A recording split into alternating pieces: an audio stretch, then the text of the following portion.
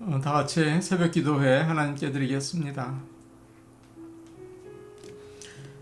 주의 권능의 날에 주의 백성이 거룩한 옷을 입고 즐거이 헌신하니 새벽 이슬 같은 주의 청년들이 주께 나오는도다. 여호와를 경외함이 지혜의 근본이라. 그의 계명을 지키는 자는 다 훌륭한 지각을 가진 자이니 여호와를 찬양함이 영원히 계속되리로다. 아멘. 다 같이 찬송가 413장 부르겠습니다. 413장입니다.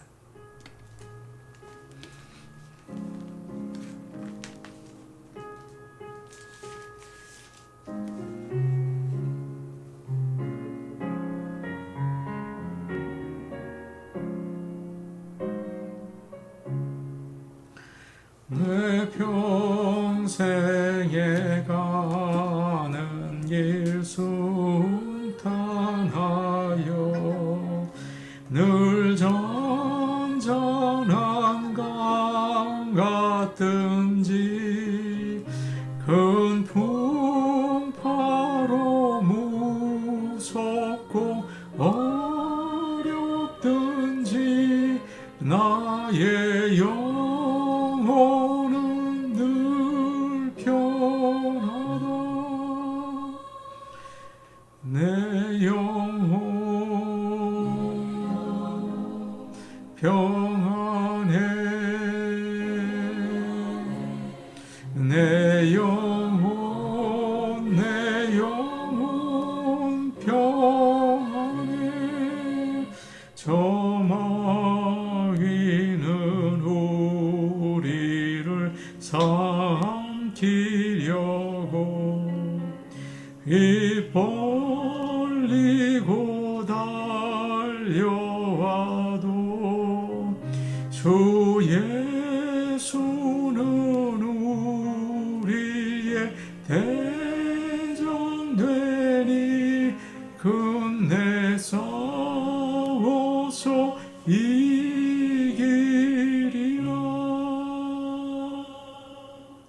내 영혼 평안해. 내 영혼 평안해. 내 지은 죄 주홍빛 같더라도 주 예수께 달되며 그 십자가 비로소 다시 쓰사 있는 보다도 정하리라.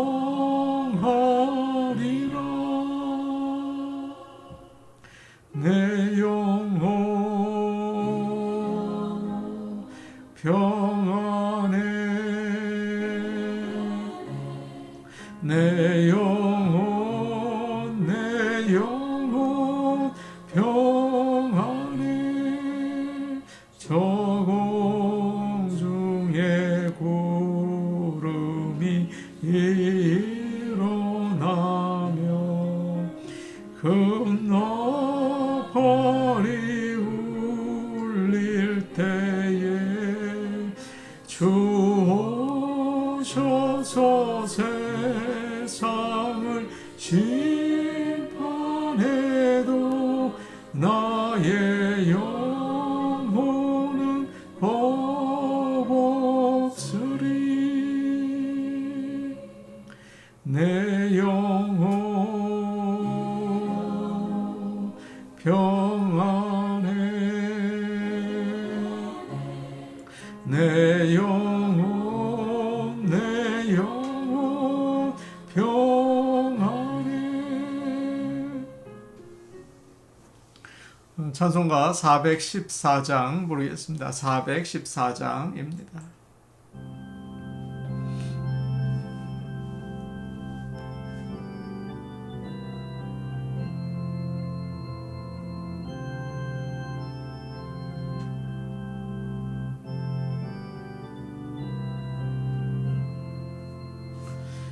이 세상은 요란하나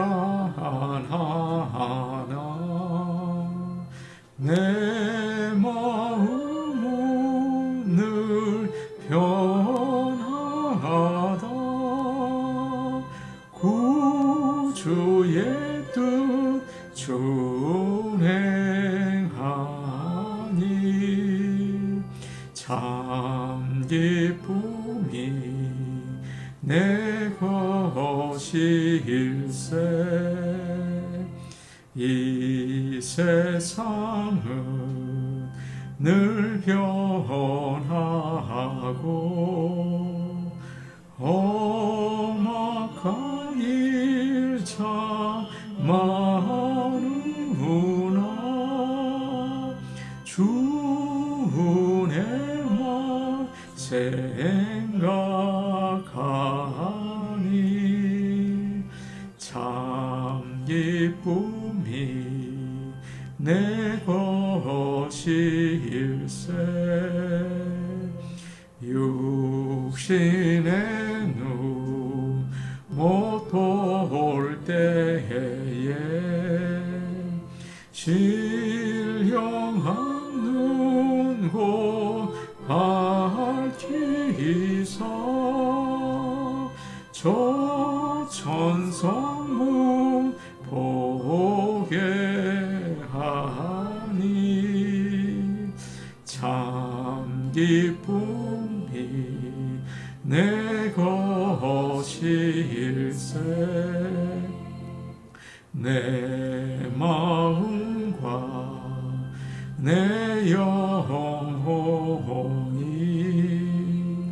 모든 욕심 다 버리고 주 은혜로 성결하니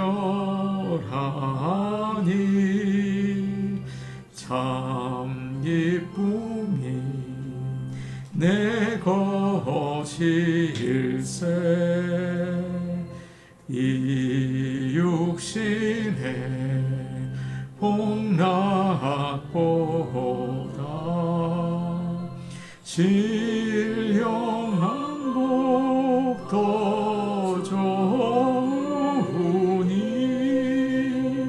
내 맘과 뜻 다하여 저 천성만 향해 가네. 하나님 말씀 같이 보겠습니다. 오늘 주시는 말씀은 데살로니가 후서 1장 1절에서 4절 말씀입니다. 데살로니가 후서 1장 1절에서 4절 말씀입니다. 신약 성경 334페이지에 있습니다. 데살로니가 후서 1장 1절에서 4절 말씀을 함께 읽겠습니다. 바울과 실루아노와 디모데는 하나님 우리 아버지와 주 예수 그리스도 안에 있는 데살로니가인의 교회에 편지하노니 하나님 아버지와 주 예수 그리스도로부터 은혜와 평강이 너희에게 있을지어다. 형제들아, 우리가 너희를 위하여 항상 하나님께 감사할지니 이것이 당연함은 너희의 믿음이 더욱 자라고 너희가 다 각기 서로 사랑함이 풍성함이니 그러므로 너희가 견디고 있는 모든 박해와 환난 중에서 너희 인내와 믿음으로 말미암아 하나님의 여러 교회에서 우리가 친히 자랑하노라. 아멘. 하나님께서 늘 우리 성도들을 그의 날개 아래 보호해 주시고 은혜와 사랑을 풍성하게 주시기를 원합니다. 오늘 우리는 데살로니가 후서 1장 말씀을 가지고 이 아침에 은혜를 나누려고 합니다. 데살로니가 후서는 바울이 데살로니가 교회 성도들에게 보낸 두 번째 편지지요.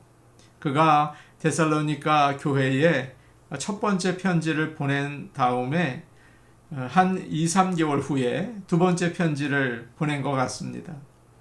성도들은 첫 번째 편지에 기록되어 있는 주님의 재림에 대한 이야기를 읽고 오해를 했습니다. 주의 날이 밤에 도둑같이 올 것이라는 말씀을 듣고 주님이 곧 재림하실 거다 그렇게 기대를 했어요. 그래서 어떤 사람들은 하던 일을 그만두고 아무 일도 하지 않고 주님이 오시기만을 기다렸습니다. 어떤 사람들은 자신이 성령의 특별한 계시를 받았다고 이야기하기도 했어요. 그들은 믿음이 아직 성숙하지 못했습니다. 데살로니가 교회 성도들이 이처럼 이상하게 행동한다는 이야기를 듣고 바울이 얼마나 당황했을까요? 그래서 바울은 곧바로 편지를 썼습니다. 그것이 바로 데살로니가 후서예요. 믿음 위에 굳게 서서 함부로 행동하지 말라. 하던 일을 그만둔 사람들은 다시 일을 해라. 그렇게 권면을 하죠. 바울이 두세 달 만에 두 번째 편지를 보낸 것을 우리가 생각한다면 그가 얼마나 데살로니가 교회 성도들을 사랑했는지를 알 수 있겠죠. 우리가 잘 아는 것처럼 사랑과 관심이 없다면 그 사람이 잘못된 길을 가든지 망하든지 관심이 없을 거예요. 그러나 사랑하기 때문에 잘못된 것을 참지 않고 이야기하는 것입니다. 바울은 영적인 지도자로서 성도들을 계속 돌보고 있어요. 한 번 가르쳐서 아는 사람은 거의 없죠. 두 번, 또 세 번 가르쳐주고 잘못되었을 때는 바로 잡아줘야 온전한 믿음을 가질 수 있지 않겠습니까? 그래서 계속 돌보고 고쳐주고 그런 일을 하고 있는 것입니다. 그래서 바울은 부모의 마음을 가지고 데살로니가 교회 성도들을 지금도 돌봐주고 있습니다. 처음에 가르쳐준 말씀을 잘못 이해하니까 그들이 잘못한 것이 아니라 제대로 알지 못해서 그런 거라고 생각을 했어요. 잘 못 아니까. 그래서 이해하도록 다시 가르쳐주고 설명을 합니다. 우리도 바울을 본받아서 한 영혼을 정성을 다해서 가르치고 세워줘야 합니다. 그래서 믿음이 자라서 든든해질 수 있게 인도해 줘야겠죠. 3절 말씀 우리 같이 보겠습니다. 3절 말씀입니다. 함께 보십니다. 시작. 형제들아 우리가 너희를 위하여 항상 하나님께 감사할지니 이것이 당연함은 너희의 믿음이 더욱 자라고 너희가 다 각기 서로 사랑함이 풍성함이니. 바울은 그렇게 말합니다. 형제들아 우리가 너희를 위하여 항상 하나님께 감사할지니. 우리가 여러분을 생각할 때 하나님께 감사할 수밖에 없습니다. 감사해야 합니다 라고 이야기를 해요. 이 말에서 어떤 의무감이 느껴지지 않습니까? 사실 바울은 데살로니가 성도들의 잘못된 신앙을 꾸짖고 바로잡아 주려고 편지를 쓰고 있습니다. 그런데 편지를 쓰려고 하니까 성령님께서 바울에게 감사의 마음을 주신 거예요. 그래도 데살로니가 교회 성도들이 믿음이 자라고 있지 않는가? 사랑이 풍성하지 않는가? 그것으로 인해서 하나님께 감사해야 된다. 그 사실을 성령님께서 일깨워 주셨습니다. 그래서 바울은 성도들에게 말씀을 가르치기 전에 그들이 잘하고 있는 모습을 칭찬하고 격려해 주고 있어요. 우리 교회 성도들도 마찬가지죠. 우리 교회 성도들을 보면 믿음이 아주 좋습니다. 사랑이 풍성해요. 주의 이름으로 칭찬하고 격려해 드리기를 원합니다. 먼저 바울은 데살로니가 교회 성도들이 믿음이 점점 자라고 있는 것을 칭찬했어요. 이렇게 이야기를 하죠. 이것이 당연함은 너희의 믿음이 더욱 자라고, 믿음이 조금씩 계속 자란다고 이야기하고 있습니다. 믿음은 생명력이 있습니다. 처음에는 작은 겨자씨 하나 같아요. 그러나 좋은 마음의 밭에 심겨지면 말씀과 기도로 점점 자라게 되죠. 마치 물을 주면 식물이 자라는 것과 같습니다. 물론 믿음이 약해지는 경우도 있어요. 세상에서 힘들어서 마음이 위축되기도 하고 시험에 들기도 하고 때로는 너무 잘 돼서 교만해질 때도 있습니다. 그렇게 믿음이 약해지면 다시 일깨워서 자라게 도와줘야 하는 것입니다. 믿음이 그냥 머물러 있을 때도 있어요. 영적인 매너리즘에 빠져서 차지도 않고 덥지도 않고 예배를 그냥 형식적으로 드리고 헌신을 하지 않고 그러면 정말 문제죠. 믿음이 약해지는 것보다 더 큰 문제입니다. 이름만 크리스천이지 하나님이 기뻐하지 않는 모습이에요.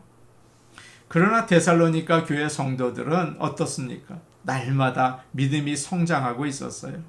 물론 여러 가지 실수를 했겠죠. 그러나 아이들이 자랄 때 넘어지기도 하고 부딪히기도 하고 그러지 않습니까? 그러면서 자라나는 거예요. 말씀과 기도로 보살펴 줄 때 성장합니다. 지금 데살로니가 교회 성도들이 그랬다는 것이에요. 우리는 그렇게 말할 때가 있습니다. 저는 믿음의 가정에서 태어났습니다. 예수를 믿은 지 수십 년 되었습니다. 저는 목회를 한 지 30년이 넘었습니다. 그런데 그것이 무엇가 중요합니까? 중요한 것은 믿음이 성장하는가, 믿음이 자라고 있는가, 그것이죠. 주님 앞에서 내가 날마다 자라고 있는지 이 아침에 우리 자신을 한번 돌아볼 수 있기를 원합니다. 다음으로 바울은 이렇게 또 이야기를 합니다. 너희가 다 각기 서로 사랑함이 풍성함이니. 두 번째로 바울은 데살로니가 교회 성도들 한 사람 한 사람이 서로를 향한 사랑이 점점 커지고 있다고 칭찬하고 있어요. 사랑은 영성을 테스트하는 기준이 됩니다. 믿음이 깊어질수록 하나님을 사랑하고 또 형제를 사랑하게 되죠. 아무리 기도를 많이 한다고 해도, 아무리 성경 공부를 많이 한다고 해도, 또 아무리 능력이 많아도, 또 교회에 직분이 있다고 해도 서로 사랑하지 않고 싸우고 미워하면 아무 의미가 없습니다. 아무것도 아니에요. 주님도 너희가 서로 사랑하면 이로써 모든 사람들이 너희가 내 제자인 줄 알 것이다. 그렇게 말씀하지 않으셨습니까? 목회자는 성도들을 사랑하고 성도들은 목회자를 사랑하고 성도들이 서로를 사랑하는 그런 참된 믿음의 공동체를 세울 수 있기를 원합니다. 여러분도 느끼셨겠지만 살면서 가장 쉬운 것 같으면서도 가장 어려운 것이 사랑하는 일입니다. 내가 좋아하는 사람, 또 나에게 친절한 사람에게는 아주 쉬운 일이 되겠죠. 그러나 내가 싫어하는 사람, 또 나에게 상처를 준 사람을 사랑하는 일은 정말 어려워요.